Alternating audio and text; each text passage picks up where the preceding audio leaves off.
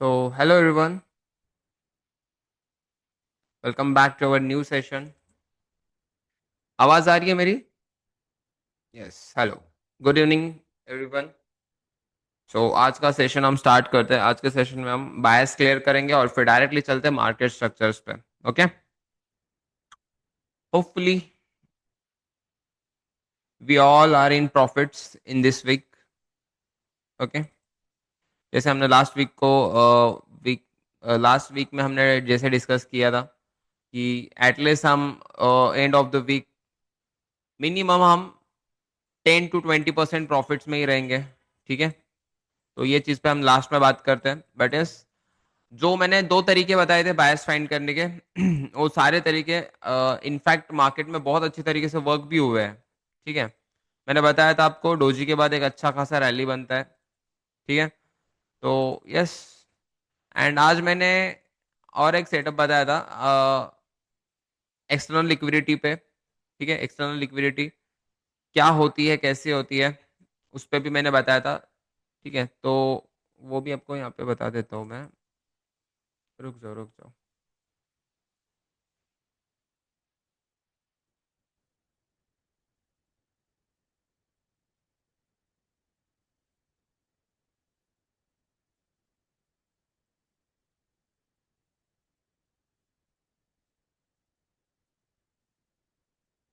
External liquidity पे मैंने एक आपको प्रॉपरली स्ट्रक्चर बताया था. ठीक है, आज के मैंने सेशन में एक स्ट्रक्चर बताया था आपको एक्सटर्नल लिक्विडिटी पे. ठीक है, थोड़ा ये आपको एक्सप्लेन करता हूँ मैं.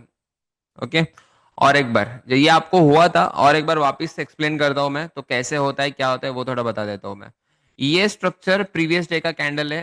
ठीक है, ये स्ट्रक्चर प्रीवियस डे का कैंडल है और ये नेक्स्ट डे का 15 मिनट का स्ट्रक्चर है यहाँ पे. ठीक है, ये जो लाइन दिख रहा है ये 15 मिनट का स्ट्रक्चर है. But after after completing this day, ये जो प्रीवियस डे ये कंप्लीट होने के बाद कुछ डेली का कैंडल ऐसा क्लोज हो रहा था. ठीक है, नमस्ते नमस्ते. तो यहाँ पे क्या हो रहा था, तो ये स्ट्रक्चर आपको समझ में आया. प्रीवियस डे मार्केट ने यहाँ पे ये लो लगाया, फिर यहाँ पे क्लोज किया, फिर नेक्स्ट डे यहाँ से स्टार्ट हुआ.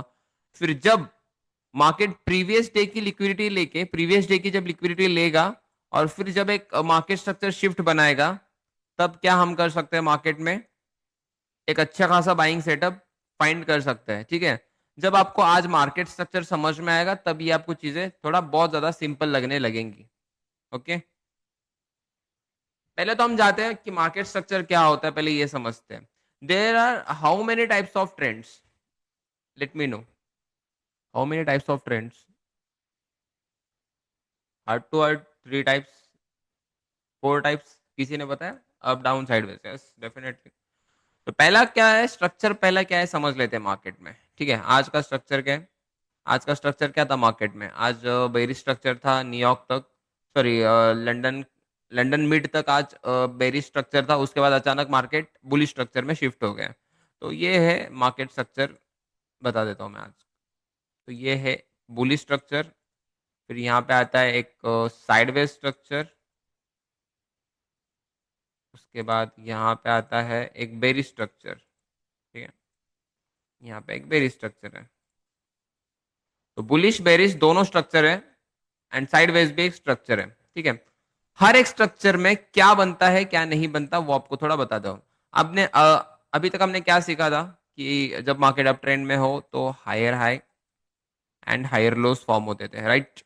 जब मार्केट साइडवेज हो तो साइडवेज में क्या बनते थे? इक्वल हाई एंड इक्वल लोज बनते थे. ओके, जब मार्केट डाउन ट्रेंड में शिफ्ट होता है तब यहाँ पे क्या बनता था? एक लोअर लो बनता था, एक लोअर हाई बनता था. आज तक हमने थोड़ा ये वाला बेसिक बेसिक स्ट्रक्चर मैपिंग सीख ली है. ठीक है भाई, स्ट्रक्चर क्या, अप ट्रेंड में स्ट्रक्चर क्या बनता है, साइडवेज में क्या स्ट्रक्चर होता है, जो मार्केट डाउन साइड के ट्रेंड में हो तो क्या स्ट्रक्चर बनता है, ये तो हमने सीख ली है. ओके, बट एक्चुअल में ये स्ट्रक्चर बनने के लिए भी कुछ चीजों को बनना बहुत ज्यादा जरूरी है, कुछ चीजें ब्रेक होना बहुत ज्यादा जरूरी है. ठीक है, अदरवाइज कभी ऐसे हुआ है क्या कि एक ही कैंडल में पूरा बुलिश बुलिश बनता जा रहा है, मार्केट ऐसे कंटिन्यू बुलिश बुलिश बनता जा रहा है, मार्केट ने रिटेस्ट ही लिया नहीं है? विदाउट रिट्रेसमेंट मार्केट वर्क होता ही नहीं है, सबसे पहली चीज ये समझ लो. ठीक है, उसको कोई ना कोई तो एक पॉइंट पे जाके उसको रिट्रेसमेंट लेना ही पड़ता है. ठीक है, अब मुझे एक बात बताओ, ये एक रोड है, ठीक है, ये रोड पे एक आदमी भाग रहा है, रोड तो कभी खत्म नहीं होगा, बट एक आदमी भाग रहा है भाग रहा है भाग रहा है, किसी तो एक पॉइंट पे जाके वो रुकेगा ना, या 100 150 किलोमीटर ऐसे ही भागते जाएगा, किसी ना किसी तो पॉइंट पे उसको रुकना पड़ेगा, 10 किलोमीटर पे जाके रुकेगा, 20 पे रुकेगा, 30 पे रुकेगा, कहीं ना कहीं तो उसका स्टॉप है। ठीक है, वैसे ही हर ट्रेंड का एक स्टॉप होता है, हर ट्रेंड का एक स्टॉप होता है, जैसे कि जब मार्केट अप ट्रेंड में जा रहा हो तो यहाँ पे क्या बनाता है मार्केट, हायर लो, मतलब जा रहा है ऊपर बट एक लो लगाया, स्टॉप हुआ यहाँ पे, फिर ऊपर गया, फिर स्टॉप हुआ, फिर ऊपर गया, फिर स्टॉप। हर एक ट्रेंड का जो है एक स्टॉप होता है। ठीक है, तो वो स्टॉप हम कैसे आइडेंटिफाई करें, ठीक है, और उसका मार्केट स्ट्रक्चर मैपिंग में क्या फायदा हो सकता है हमें आने वाले टाइम में, तो वो समझते हैं। ठीक है, तो पहली चीज जो है, जो ट्रेंड को कंटिन्यू करता है, जिसको बोलते हैं हम break of structure. Structure mapping में सबसे इंपॉर्टेंट चीज होती है break of structure. Break of structure क्या है, अब इसका फुल फॉर्म लिख के लो आप सब लोग। ब्रेक ऑफ स्ट्रक्चर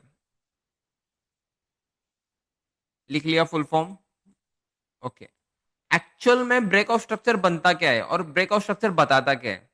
ठीक है, जब एक ट्रेंड कंटिन्यू करने का काम कौन करता है, एक ट्रेंड चल रहा है, समझ लेते हैं बाइंग ट्रेंड चल रहा है, तो ये बाइंग के ट्रेंड को कंटिन्यू करने का काम कौन करता है, ब्रेक ऑफ स्ट्रक्चर करता है।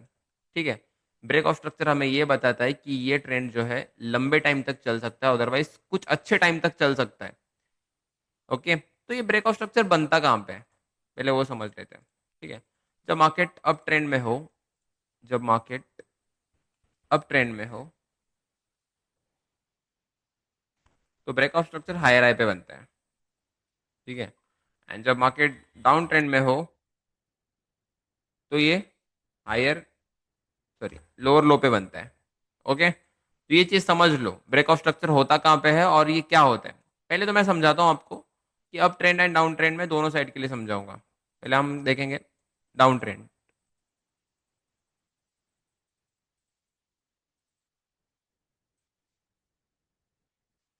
जब previous higher high structure break होता है ऊपर साइड के लिए, अदरवाइज नीचे साइड के लिए, तो ये दोनों साइड के लिए फॉर्म हो सकता है। जब मार्केट में एक न्यू हायर हाई बनना हो, जब मार्केट को एक न्यू हायर हाई बनाना हो तो उसको क्या करना पड़ेगा, पहले इस हायर हाई को ब्रेक करना पड़ेगा। ओके, ये क्या है, ये प्रीवियस हायर हाई है। ठीक है, मार्केट ने क्या किया, एक हायर हाई बनाया, उसके बाद एक हायर लो बनाया। अब मार्केट को न्यू हायर हाई बनाना है, मार्केट को क्या फॉर्म करना है, एक न्यू हायर हाई मार्केट में फॉर्म करना है। तो मार्केट को क्या करना पड़ेगा, प्रीवियस हायर हाई को ब्रेक करना पड़ेगा।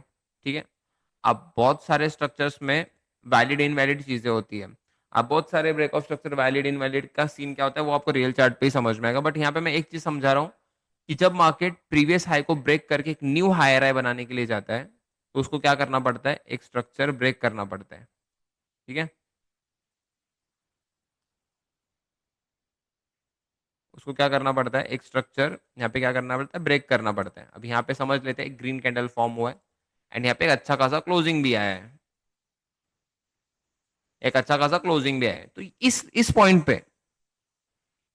पे मार्केट के इस पॉइंट पे हम क्या बोल सकते हैं कि मार्केट में जो है एक ब्रेक ऑफ स्ट्रक्चर हुआ है। यहाँ पे क्या हुआ है, ब्रेक ऑफ स्ट्रक्चर। मार्केट क्या होता है, एक तो प्रीवियस हायर हाई को ब्रेक करके अगर ऊपर जा रहा है मार्केट तो इस पॉइंट को हम क्या बोलते हैं, ब्रेक ऑफ स्ट्रक्चर। ओके, अब ये क्या दर्शाता है, ये क्या दर्शाता है, अब ये हाई को ब्रेक करके मार्केट ऊपर जा रहा है तो ऑब्वियसली है कि न्यू हाई बनाएगा मार्केट। तो ये क्या बनाता है, मार्केट मार्केट में ये कंफर्मेशन क्या होता है कि मार्केट यहाँ से थोड़ा कंटिन्यू रैली अच्छे खासे लेवल तक कर सकता है। ओके, तो ब्रेक ऑफ स्ट्रक्चर का काम क्या है, ट्रेंड को कंटिन्यू करना। सेम एज यूजुअल हम आते हैं सेलिंग साइड की तरफ। ओके, यहाँ पे एक स्ट्रक्चर क्या है, लोअर लो का स्ट्रक्चर है, और दूसरी जगह पे है लोअर हाई, लोअर हाई। यहाँ पे सेम लोअर लो लोअर हाई पकड़ेंगे हम। ओके, अब मुझे एक बात बताओ, मार्केट ने ये लो लगाने से पहले मार्केट को कौन सा स्ट्रक्चर ब्रेक करना पड़ा, पहला जो लोअर लो था। जब तक मार्केट ये लोअर लो को ब्रेक नहीं करेगा तब तक न्यू लोअर लो फॉर्म होगा क्या, नहीं होगा। तो मार्केट ने क्या किया, एक अच्छा और एक ब्रेकआउट स्ट्रक्चर बनाया है यहाँ पे सेलिंग साइड के लिए। अब यहाँ पे कौन सा कैंडल बनेगा, ऑब्वियसली रेड कैंडल बनेगा क्योंकि ब्रेकडाउन दे रहा है मार्केट। ठीक है, जब लोअर लो के ऐसे पॉइंट पे, जब इस लोअर लो के नीचे एक अच्छी बॉडी क्लोज होती है कैंडल की, ये स्ट्रक्चर्स कौन से भी टाइम फ्रेम में बन सकते हैं। ठीक है, ये स्ट्रक्चर कौन से भी टाइम फ्रेम में बन सकते हैं। जब मार्केट जो है प्रीवियस लोअर लो को ब्रेक डाउन करके एक अच्छी खासी रेड कैंडल बनाता है, तो इस पॉइंट को हम क्या बोलते हैं, ब्रेक ऑफ स्ट्रक्चर। ठीक है। अब सबको ये क्वेश्चन मार्क हुआ रहेगा कि सर ये तो सही है, बट साइडवेज मार्केट में स्ट्रक्चर कहाँ पे ब्रेक होता है। तो साइडवेज मार्केट में भी स्ट्रक्चर ब्रेक होता है, बट साइडवेज मार्केट क्या दर्शाता है वो पहले देखते हैं हम। ठीक है। साइडवेज मार्केट में एक अनप्रोफेशनल, मतलब इसको बोल सकते हैं कि इनवैलिड ब्रेक ऑफ स्ट्रक्चर्स बनते हैं। बट ऐसे इनवैलिड ब्रेक ऑफ स्ट्रक्चर्स पे हमें, मतलब क्या होता है बताता हूँ मैं आपको। एक हायर हाई बनाया मार्केट ने, तो दूसरा कैंडल क्या बनता है मालूम है क्या, एक अच्छा खासा हाई लगाता है, बट एट द क्लोजिंग, ये जब क्लोजिंग होता है तब ये पूरा वीक बनाता है और नीचे क्लोजिंग होगा। और बहुत सारे ट्रेडर्स क्या होते हैं यहाँ पे फंस जाते हैं ये फेक ब्रेकआउट पे।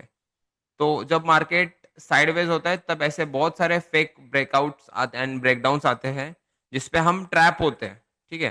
तो ऐसे पॉइंट्स पे किसी को भी ट्रैप नहीं होना है। तो जब मार्केट साइडवेज हो तो कोई भी स्ट्रक्चर ब्रेक नहीं होता है, वहां पे क्या होता है वो आगे बताऊंगा मैं आपको। वहां पे मार्केट स्ट्रक्चर शिफ्ट होता है। जब भी आपको मार्केट साइडवेज रेंज में दिखे, तो क्या करना है हमें, सिर्फ और सिर्फ एक मार्केट स्ट्रक्चर शिफ्ट का वेट करना है।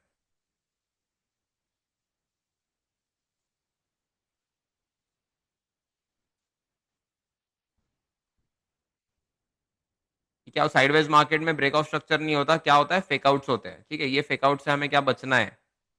कहीं पे भी ब्रेकआउट स्ट्रक्चर बन रहा है तो हम ट्रेंड में कंटिन्यू हो गए, ऐसे नहीं होना चाहिए। ठीक है। तो मैंने दो चीजें एक्सप्लेन की आपको, ब्रेकआउट स्ट्रक्चर अप साइड में कहाँ पे बनता है एंड डाउन साइड में कहाँ पे बनता है। ठीक है।